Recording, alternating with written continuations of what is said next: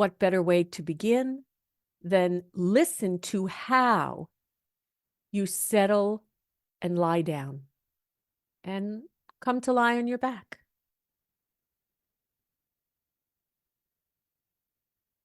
And I like to share. Some of these are quotes that I take from notables.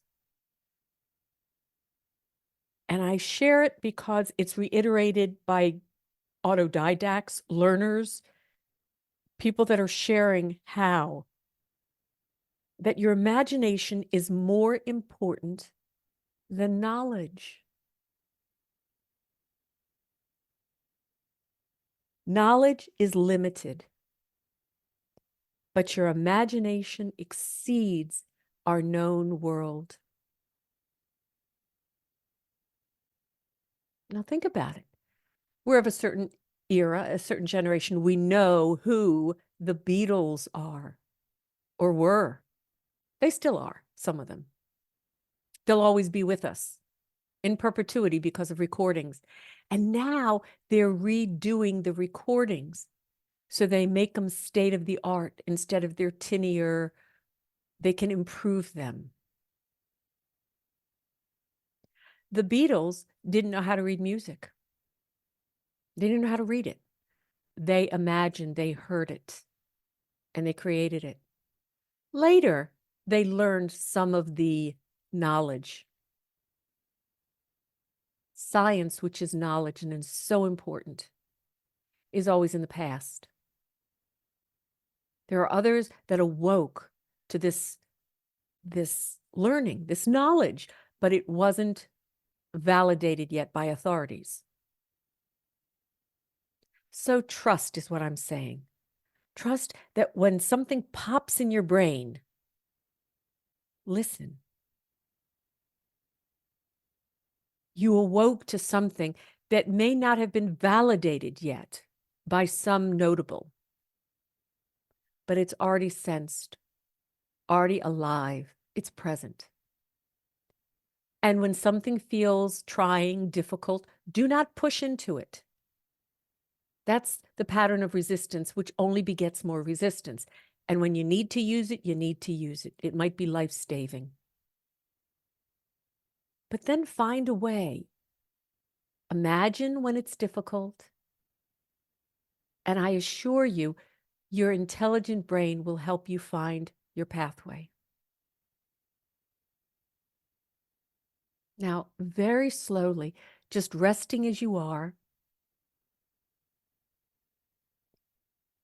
keep everything as quiet as possible.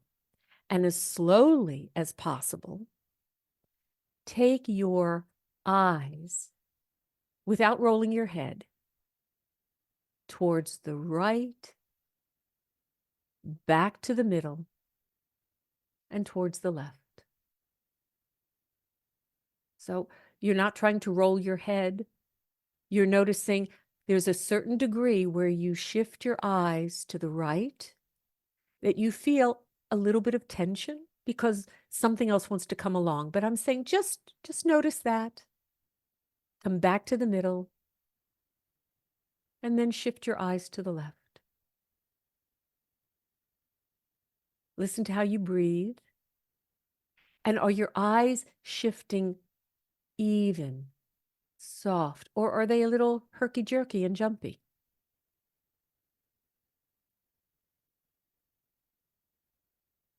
Now, rest your eyes. And then slowly, I don't know for you if you have any nasal congestion right now. The winter is upon us.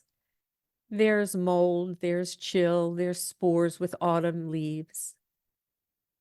But use your nostrils and use one in particular as if to the right, there's some fragrance that for you, oh God, you love that smell. What is it for you? I know for me it's gardenias or garlic. But smell with your nostril, the right nostril towards the right, without rolling your head. Just how do you allow that nostril? Animals do this. And then you got the whiff of it. Yeah, that is what you thought it was. But it's a fragrance an odor that you like. That's why I say fragrance versus odor.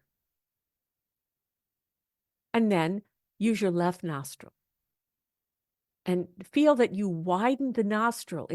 You're stretching something within muscularly, not by pulling with your hands, but how do you express that nostril to draw in the fragrance that you got a weft of it in the air. I see my dogs do this. Horses do it.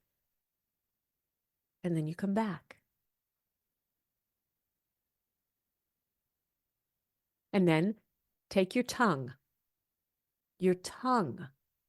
and move your tongue.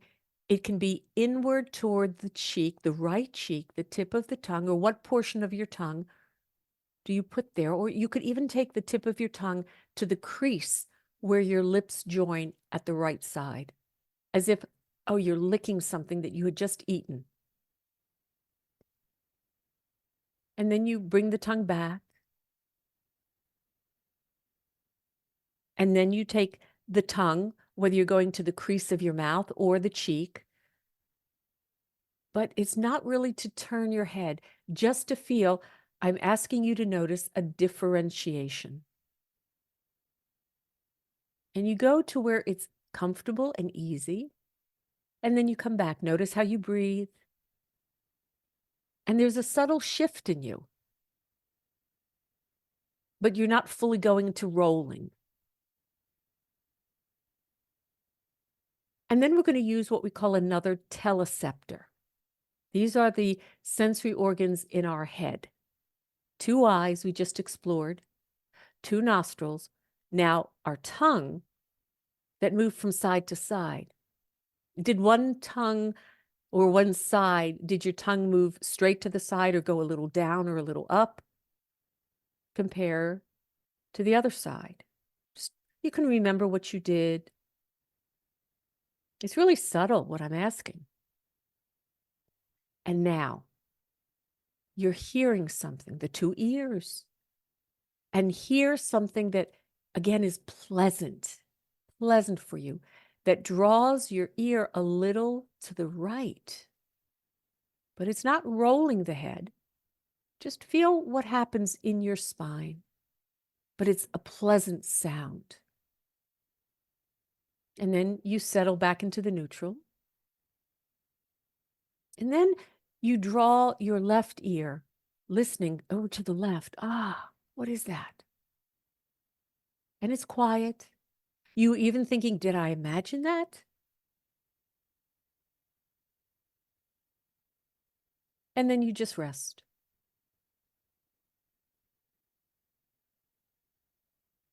And you keep listening to how you settle into the floor, taking care of yourself, comfort.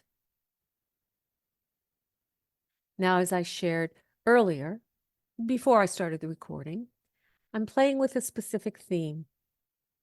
So use these teleceptors, eyes, ears, nose, mouth, and organize yourself.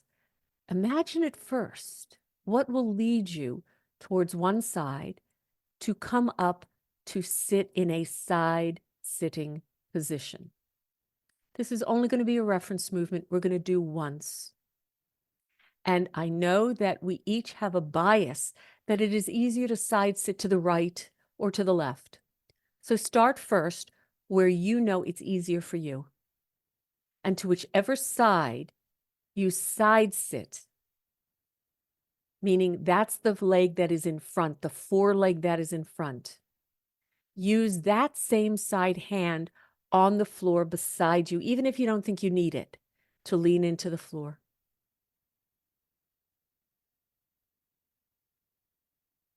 And because I give you the ability to recognize your preference, you chose correctly, didn't you? The side you chose, it's easier. So this is a side sitting position. Notice that one side of your pelvis, the sitting bone, is more grounded into the floor, and the other one's a little elevated. Now pay attention to the sides of your ribs. Does one side from your hip, your buttocks, the sitting bone, to your shoulder feel longer, the ribs a little bit more fanned apart. Compared to the other side, that's the side of the pelvis that feels a little bit more elevated away from the floor. It's the back leg. And listen to those ribs from your hip to your underarm or that shoulder. Do they feel a little bit more accordion together? Now, very slowly, turn yourself by using, you want to use your eyes, you want to use your nose, your ears, your mouth, the tongue, and slowly turn yourself around the shoulder of the hand that is supporting you on the floor. Just go where it's comfortable and it's easy. You're rotating and turning around yourself. And notice which teleceptor you chose. And then use the other side, if it's an eye, a nostril, an ear, or how you use your tongue to bring you back to neutral. Good. That's all you need to do. That was a reference of rotating around yourself, not trying to do your best. Now, flip your legs and side sit to the other side that you didn't choose. And you'll notice one side is simpler. Is it in your hip joints? Is it in the ability through your side to lengthen? Or it really needs that hand to support? And now again, you can use the same teleceptor. You can use different ones to go and come back, but only where it's easy. Rotate around the shoulder of the arm that is supporting you on the floor. That's it. Yeah. And then you come back. Good. Now let that go. Maybe if you want, you can use that side that you are side sitting to slide down and just go from your side to your back and rest. Or you can flip and reverse the sides, but come just back to lie on your back.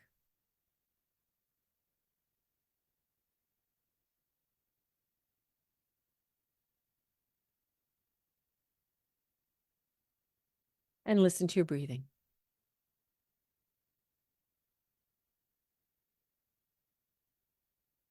Now slowly bring your feet to stand, and you have all these different ways to do it, but transition your long legs to standing feet.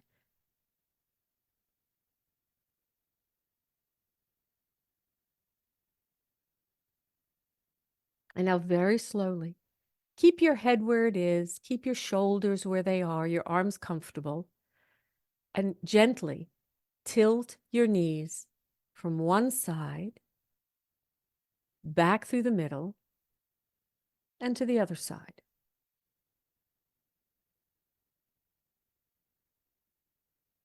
So you're keeping everything on your chest and your head quiet.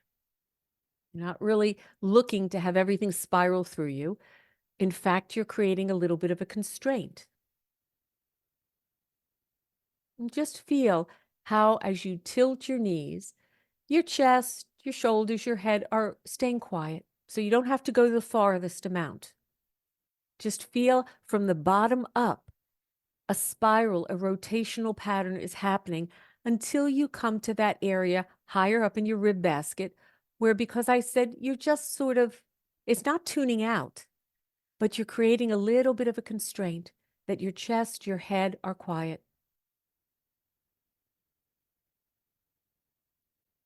And you keep the movement from the knees to the right, to the left, easy.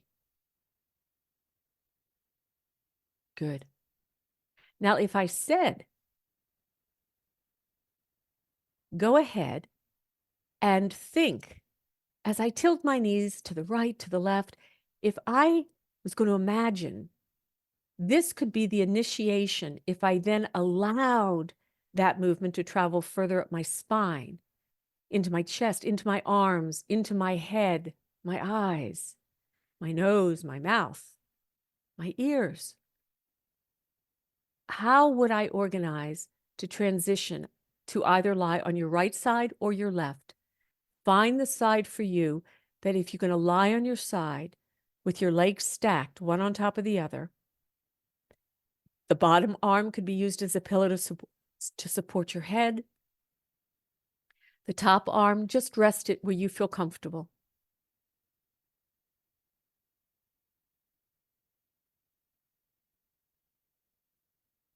And then you just rest on your side.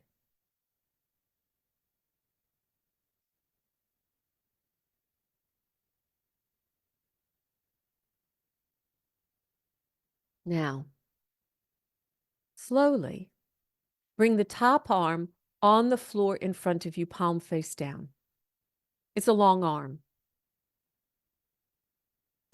And look to have that arm, if it's comfortable enough, at 90 degrees with your torso. It's just resting there. But by simply elongating the top arm, do you notice it already encouraged your head to roll a little bit more towards the floor?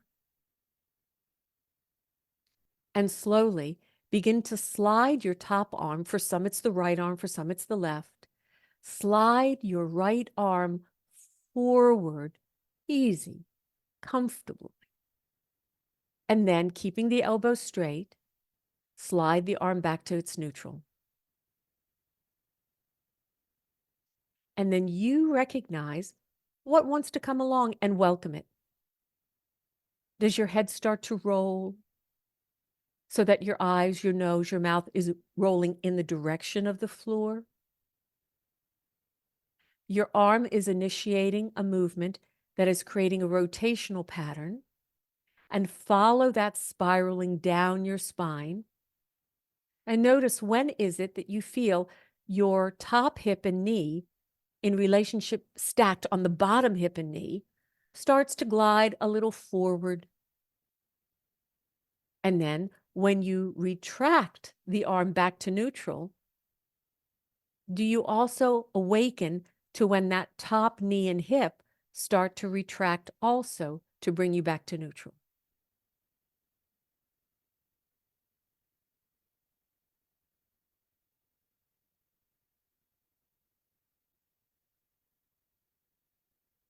So it's not simultaneous, is what I'm saying. You're listening to a sequential process of rolling. Good. And I'm suggesting that at some point, as you glide and slide the top shoulder and arm forward, as if there's something you're reaching for, that you want, but don't make it so ambitious that you don't listen to the quality of how.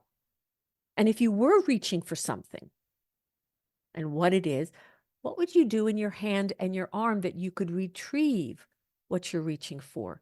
Is there another rotational pattern that happens in your arm? And then when you're retracting the arm, how do you help the rest of you come back? Do you start from the arm, or do you think, that top knee and hip, that's going to help guide me back, to which the arm, your spine, everything comes back?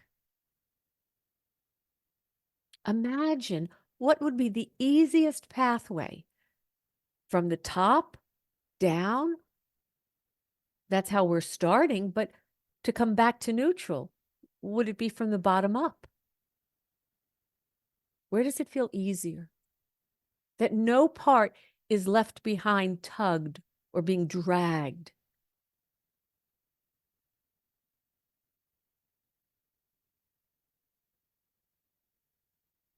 Good. And now go ahead and stand that top hand in a push-up position in front of your chest, where it's really at a right angle.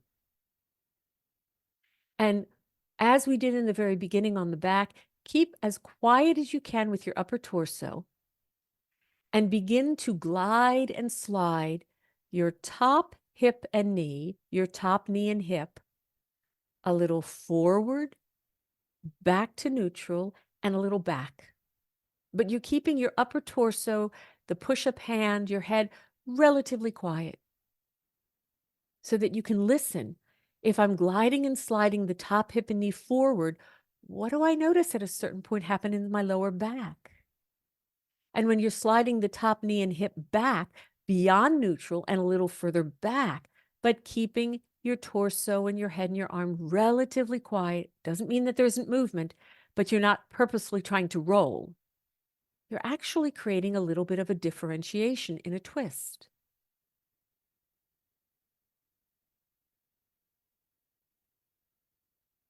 Good. And now slowly elongate that top hand you put in a push-up position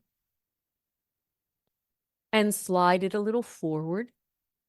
Keep the elbow straight. Slide it back until it levitates off of the floor. Maybe you want to watch your hand and sail your arm through the air slowly to send it back behind you. It is not important if you touch the floor. Right now, seek that you can keep your knees quiet. And then you bring the arm back. So you're creating a twist with a little bit of a differentiation. Of course, the top hip and knee are going to move, but reduce the movement. Don't think that you have to get the arm all the way back behind you to the floor unless you feel you have to. Just listen if you're creating a little bit of a constraint in the pelvis, in the knees, how far that rotational pattern goes. And I'm giving you the license to follow it with your head. But are you going to use your eyes, your ears, your nostrils, your tongue, those teleceptors in your skull? They're your sensory apparatus that we started with. Let them awaken and listen to the quality of ease and comfort.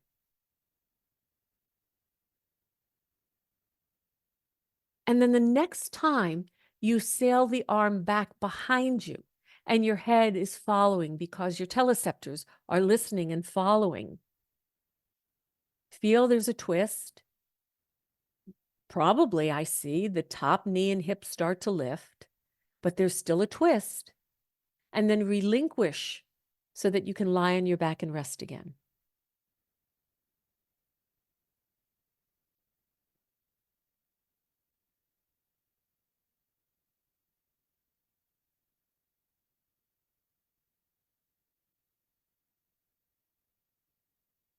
And feel your contact.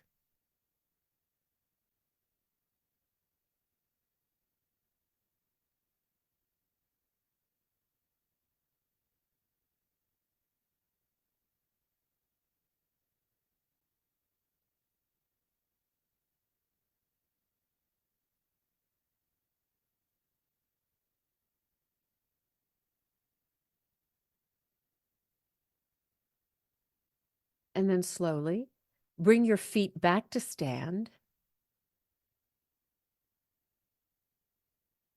and tilt your knees again from one side to the other, feeling how that spiral from the bottom up travels through your spine.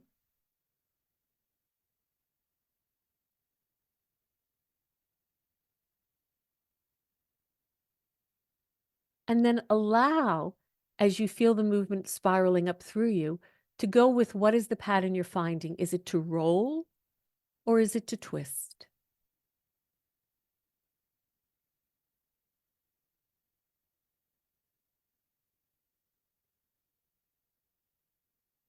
And I see, not with everybody, but for some, more rolling patterns happening. So for a moment, as you take your knees to the right, let the teleceptors in your head, and we played in the beginning with which ones, you can use as many as you want, that you bring your head, your eyes, and what else is going to go in the opposite direction. You go slow enough so that you're listening to the return through neutral. The two opposite movements are coming back to neutral together. And then you reverse. You take your knees to the other side. But as you're taking the knees, feel how from the top down, you're spiraling in the opposite direction. And now you're comparing. You're comparing. Where is the meeting place? Is it meeting in the middle, the same place when you take the knees to the right and the head and the eyes and the nose and the ear to the left. And you compare when you're taking the opposite pattern, the knees to the left and the head and the eyes, the teleceptors to the right. Are they finding a similar place or not quite? They don't meet at the same place depending on which oppositional pattern I'm exploring.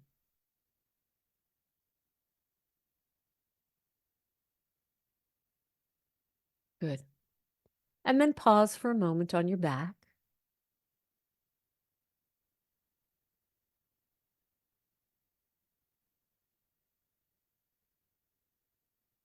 Notice your contact.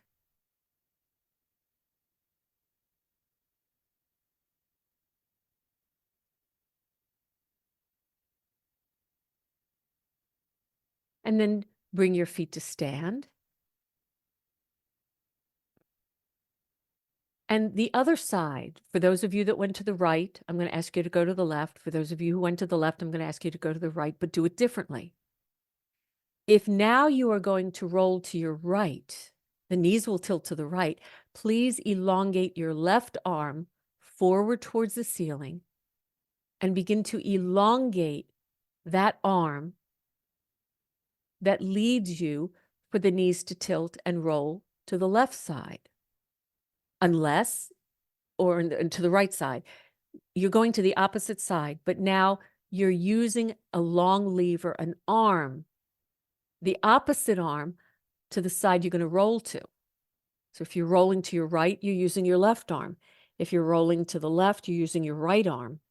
Lead with lengthening that arm forward towards the ceiling to then arc it over. Feel what happens in your neck, in your head, and then spiraling down through your spine so that the knees begin to tilt, and you come onto the other side.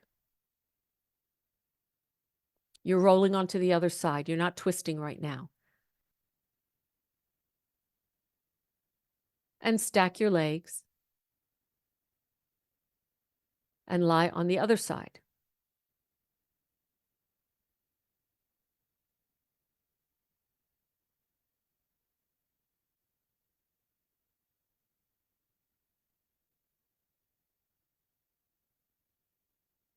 So now you're initiating from the top, the arm through the chest, that lead the spiraling down your spine to your pelvis, your knees start to tilt, and you're lying on the other side. Some of you are on the left side, some of you are on the right. But I always want to give you the first exploration, your bias.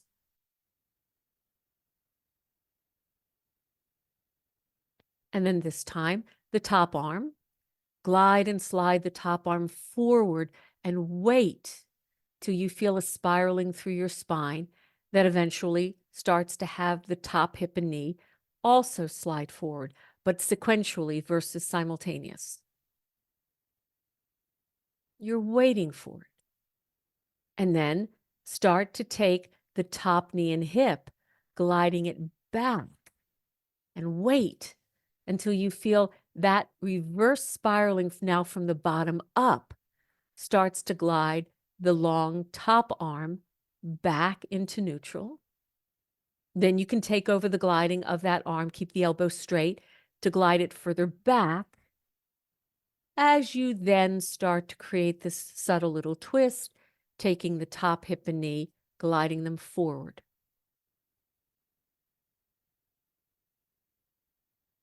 So now you're creating a twist, initiating first with the top arm,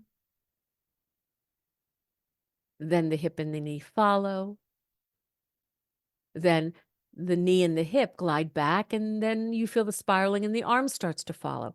But you're doing this exchange, or even if you started, as I said first, from the hip and the knee gliding forward, and then the arm, it doesn't matter. You're doing a sequential twisting pattern. One starts, feel through your spine, how it's turning, it's rolling, and then the pelvis and the knee or the vice versa follow sequentially. A slow ringing movement. Now, the next time you come back to the neutral, sail the top arm into the air. Do you want to follow it with your head and eyes? It might make it easier. And sail that arm back behind you. How soon do you need to give way of the top knee and hip? Is it because you're thinking, I got to go further? I would say wait. Just feel where it's easy enough where that top arm can sail towards the ceiling and just a little bit back behind 90 degrees. You'll feel, oh, where can I lead with my chest? The sternum goes forward. Maybe your head rocks back while you're looking at the arm. And wait before you just automatically relinquish the top knee to sail away from the bottom knee. Then find where it's easy, not stretching to do the limit. And then glide the top knee and hip, the top hip and knee forward. Feel that the arm will lift a little bit. And then take the arm back. So it's a little bit of a seesaw I'm asking for. You don't have to come fully to neutral on your side. You don't have to bring the top arm all the way in front of you. Just find that mezza, like a little bit of a seesaw. And then you use the arm as a lever to go a little further back and wait for that twist through your spine until you feel, okay, the top knee starts to lift a little bit. And that part, don't have to go further. Just guide the top hip and knee to come back, closing the knee onto the bottom knee, maybe gliding a little bit forward. Feel how the arm starts to sail a little bit more towards the ceiling. And play with that twist. A little this way, a little that way.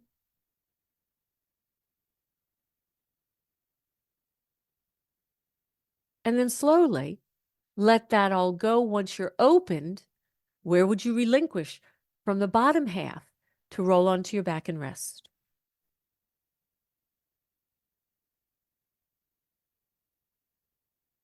Feel how your parts relinquish the hold, the position. They're unfolding.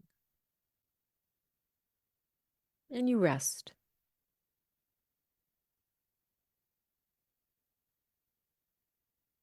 You know, there's a form of courage here.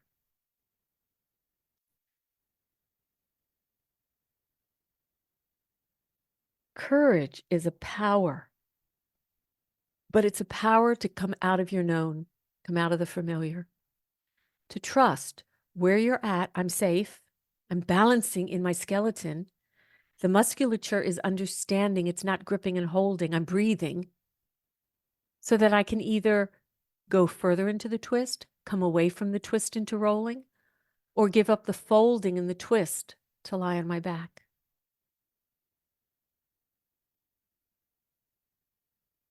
We slow it down so that we can listen to the choices we have instead of just doing our habitual.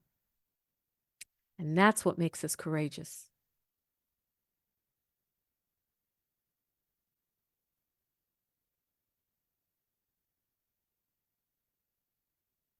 Now keep your legs long as you're comfortable. And bring your arms towards the ceiling and make triangled arms. It means that the palms of your hands touch, glue them together, or you want to interlace your fingers. That's an option. But keep your elbows straight. The minute you bend your elbows, movement does not travel through that elbow joint. It's lost out the elbow. So you keep the arms straight. And now slowly lift both shoulder blades so that your triangled arms reach towards your ceiling. How do you breathe when you do that? And then you retract the shoulder blades back onto the floor. And feel what's happening in your spine. You maybe exhale, lift your shoulder blades, triangle arms forward towards the ceiling. And then you inhale and bring your shoulder blades back into the floor. The whole time, elbows stay straight. Feel what happens in your chest and in your neck. And you just keep it easy. And because your legs are long, the weight of your pelvis and your legs, it's a constraint. Now, ground the right shoulder blade into the floor as you lift the left. Keep the elbow straight. Oh, did you start to rotate a little to the right?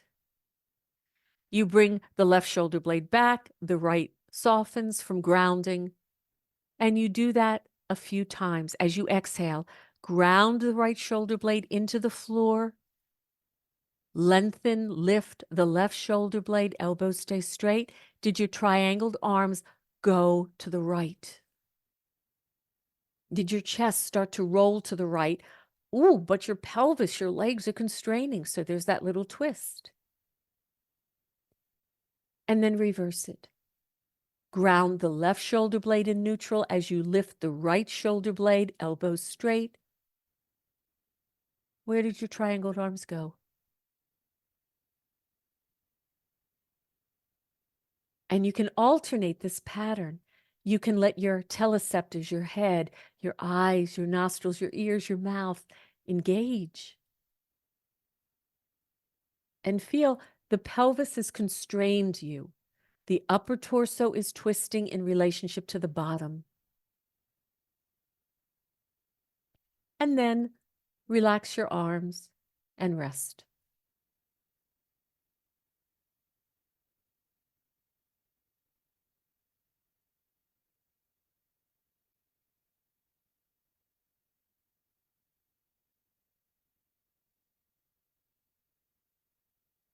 Notice your contact.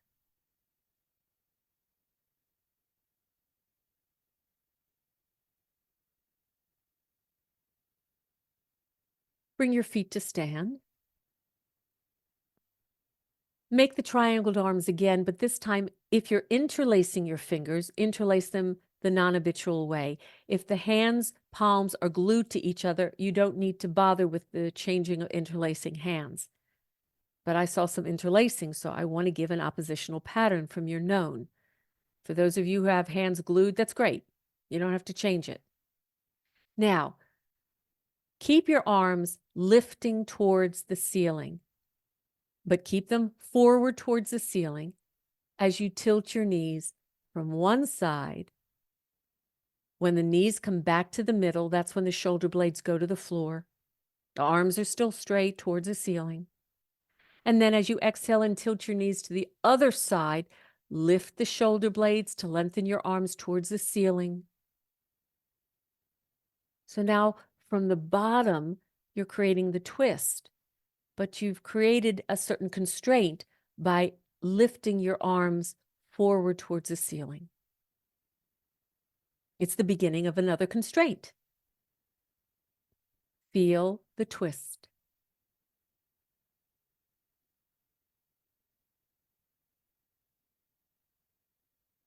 Now, slowly, as you tilt your knees to the right, ground the left shoulder blade and lift the right shoulder blade away from the floor so that as the knees go to the right, your triangled arms with straight elbows go to the left. Then you inhale, you come back to neutral.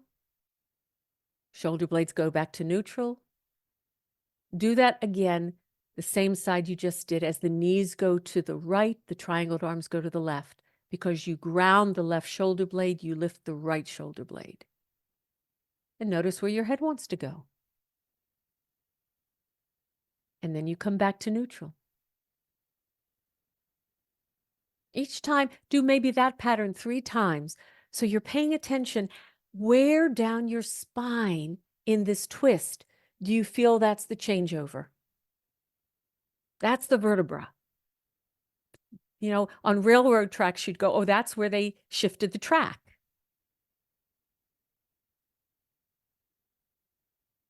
Keep the elbows straight. So the minute the elbows start to bend, I can tell you you're going too far. You're striving to go further, and that's why it's beyond. Just do less. Be willing to have the courage to do less instead of I got to go as far as I can. And then change the pattern. In fact, rest before you change the pattern. Bring your knees back to the neutral. You can keep them standing or lengthen. Bring your arms down. Just give it a rest.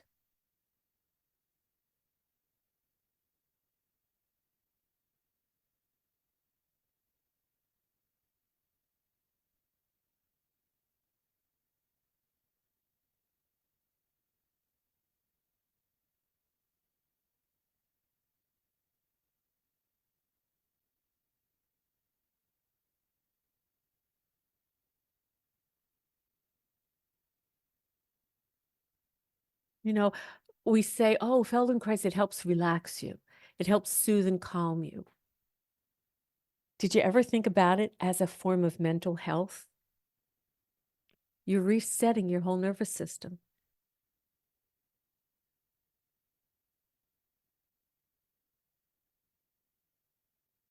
Now, slowly, bring your feet back to stand. Make your triangled arms. And this time, you're going to tilt your knees to the left. But as you do that, you're grounding the right shoulder blade, lifting the left shoulder blade. Your triangled arms go to the right. How far you go? Keep it pleasant. Stay aware that the elbows stay straight. You can open your eyes to look. Exhale as you twist. Inhale to come back to the neutral. And do that pattern in your own pacing 3 times. Now you're clarifying. Is that twist in the same area, or is it different when I was doing the reverse twist, the first pattern? Knees to the right, arms to the left. Now knees to the left, arms to the right.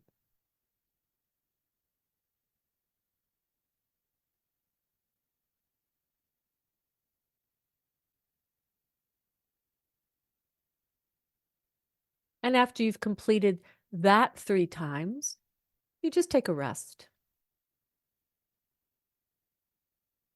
The information is there, just trust it.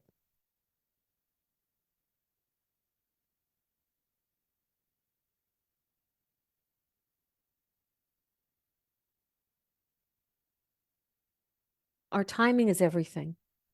So taking a pause and come back a moment or 2 later with that pause, you can return to the idea, but a bit more refreshed, stronger, renewed.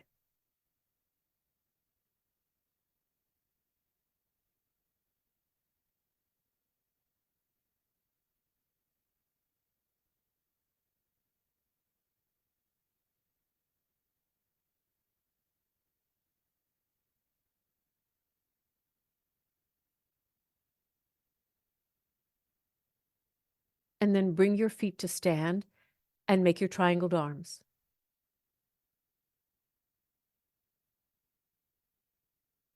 And slowly alternate the twist. And I give you license to decide, am I starting with the knees to this direction and the triangled arms to that direction? But listen to the breathing. You exhale as you create the twist, lengthening. And then you inhale to restore back to the neutral. Everything is on the back, settling. And then you reverse it. Then you reverse the pattern. Keep the elbows straight. Use your teleceptors. And feel through the center of you where that twist is occurring. Now you're doing this side, twisting that side. Are they nearing the same place, the junction? Is it where your thoracic spine and the lumbars meet? Or is it higher up into the thoracic spine?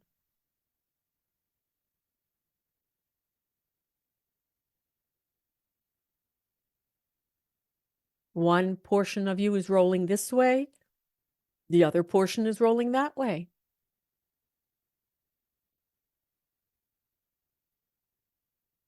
It's part of Argentinian tango also.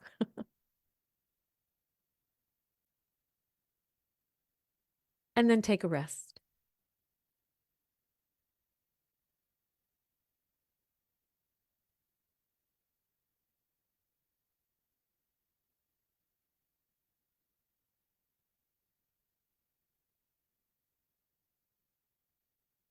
I was a kid. It was more my sister's era, older than me. But I remember Chubby Checker. And he did this dance, do the twist.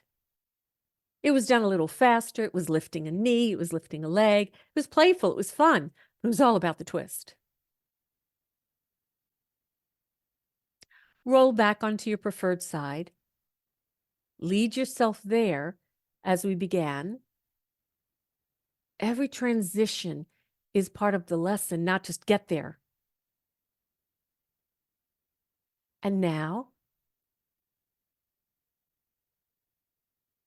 begin to glide and slide your top hip and knee forward and back as you start to glide your top arm in the opposite direction your pelvis is going.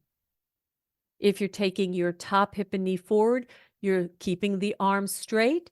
You're taking the top arm back. If you want to lift it into the air and sail it across you, you may do that. But keep the pattern of twisting equal. And then you reverse it. When you reverse it, you take the arm forward, gliding on the floor or on the other arm, but you take the top knee and hip back. And then you reverse. The knees can stay stacked. Just create the twist. The knee and the pelvis are going back as the top arm is going forward. They come to neutral together, and then the top arm, elbow straight, goes back, and the top hip and knee goes forward. It's the old-fashioned, which I have, gyration of a washing machine.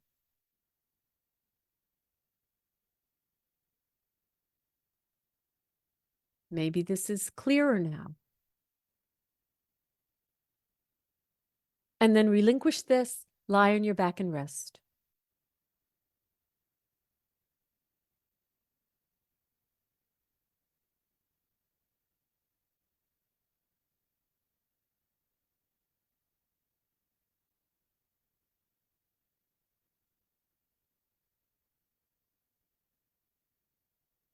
Feel your contact, the length of you.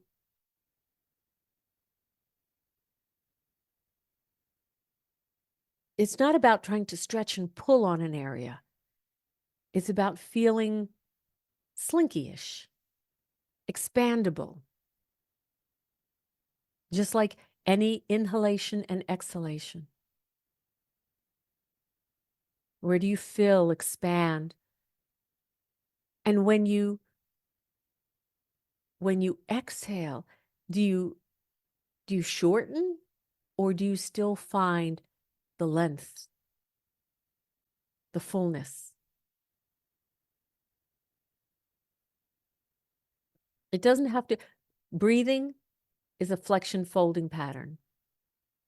So if breathing is a flexion and folding pattern, when you exhale, might you get longer, taller, whether it's a paradoxical or diaphragmatic exhalation.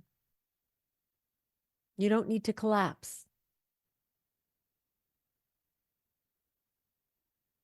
And then slowly transition yourself from your back via a side to come into a side sitting position. You can certainly start with your bias. Use the bottom. Use the front leg. Use that same side arm to support you on the floor, whether you feel you need it or not.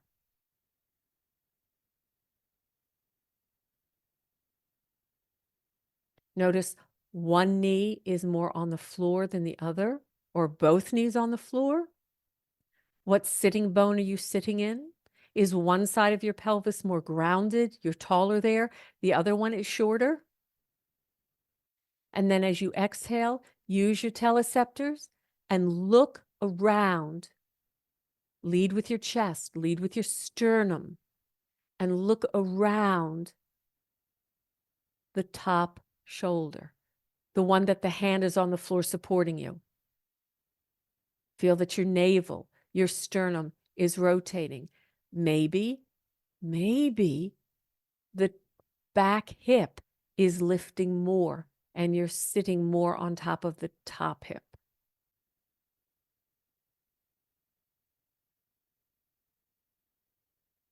The chest comes forward. That's it.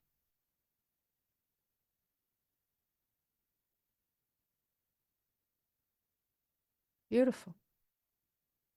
Now, the next time you go to rotate yourself this way, keep your head forward, but rotate your chest, your navel, but you keep your head more or less forward, differentiating the twist. Feel that the top shoulder goes back. The other shoulder goes forward, just like you were doing when you were making the triangled arms. You're just turning around the hand that's on the floor. That's the shoulder you're turning around. Then once you've turned there, then let your head follow. And maybe take that top shoulder back a little bit more and the other shoulder forward. Did you rotate a little bit more? Yeah. Then flip over your legs and go to the other side sitting position.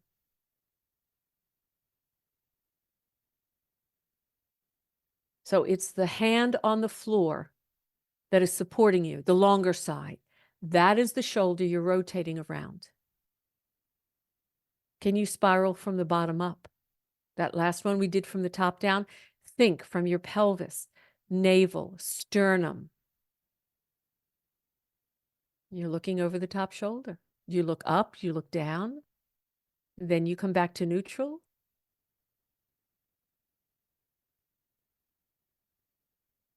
Begin again from the bottom up and feel how it spirals through you until you feel your head starts to rotate.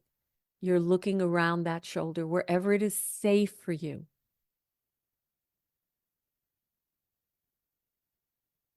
Now, if I said, is this the side that's going to be as easy or the other side?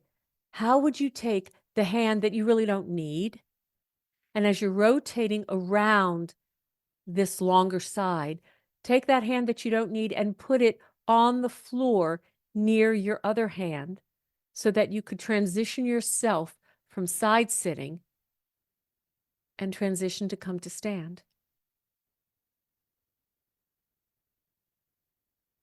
That's it. Now you have two hands to push into. Maybe you go onto both knees. Maybe you don't. You go into kneeling and one foot comes to stand. Maybe you crawl to a surface to help support you. That's it. Take your time and come up to stand.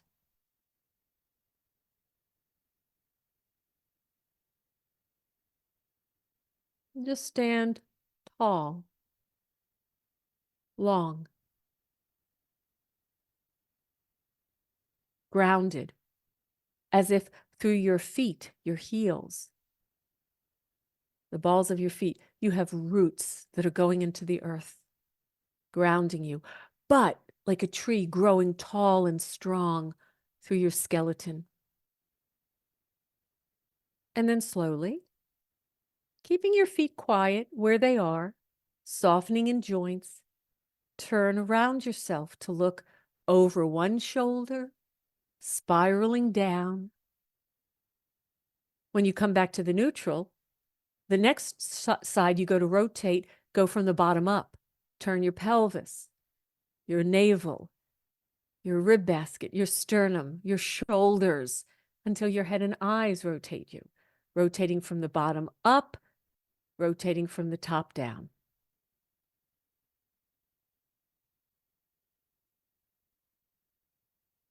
You just soften joints. That's it. Softening joints means they might bend a little bit. They don't collapse. They just yield. So there's no trauma in any joint structure. And then have a little walk and notice twisting to lengthen, part 1. What walking around your room, the lifting of a leg, the gliding around, the undulation of movement through you, what that feels like.